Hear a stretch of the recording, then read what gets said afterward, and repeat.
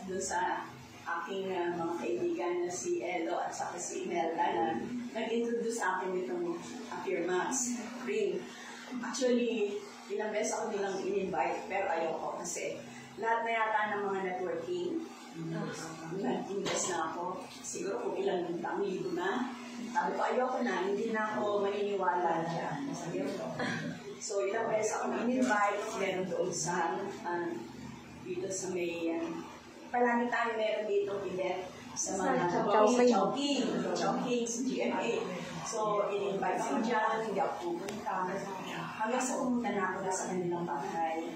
Tapos, nandun na si Kuya Ay, at saka si Ate Agnes, at saka si Ate Kelly, na nag-demo. Nung nag-demo sila, nandun yung agad yung, parang gusto ko agad yung product. Samantalang hindi ko pa naman siya natatry. Parang yung dating sa akin maganda agad. Kasi ang problem ko sa nerve tissue. So, nadulas kasi ako sa smoke. Tapos tumama yung left na dito, sa ito. At nabigang ang sakit, nadulas ko. And then, nagpa-therapy ako doon sa Canada. Almost $100 per session. So sabi ko, hindi naman ako, parang wala naman nangyari, parang gumagastos ka, wala namang effect. Kaya sabi ko sa daughter ko, kung na lang ako sa Philippines, sabi ko, doon na lang ako magpapatherapy. And before nung nalaman ko yung Firmax, nagpapatherapy na ako. This is 2,500 per session. Kaya sabi ko, konti na lang ilalagdag, Firmax na, diba?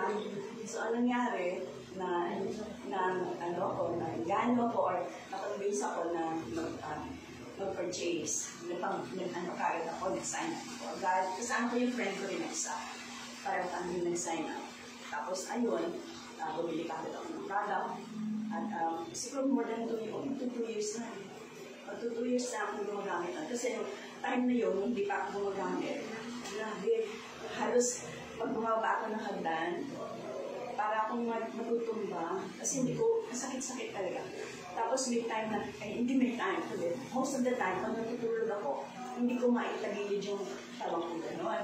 Or left or right. Kasi talaga ang sakit-sakit. Umiiyak ako. Sabi ko doon sa ako kasi kagabi siya pinutulog. Sabi ko, oh, it's so painful.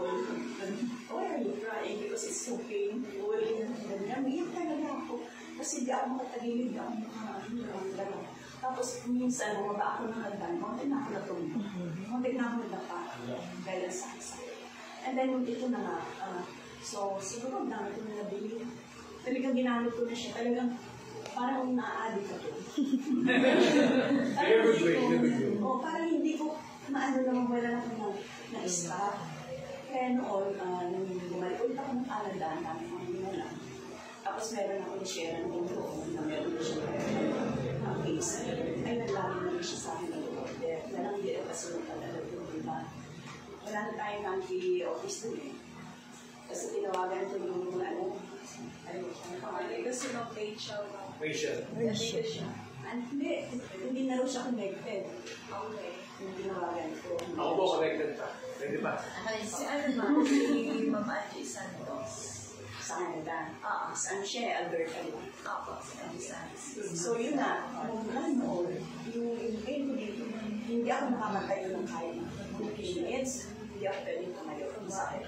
Nilakad ako ng kulagay, masakit, hindi ko kaya.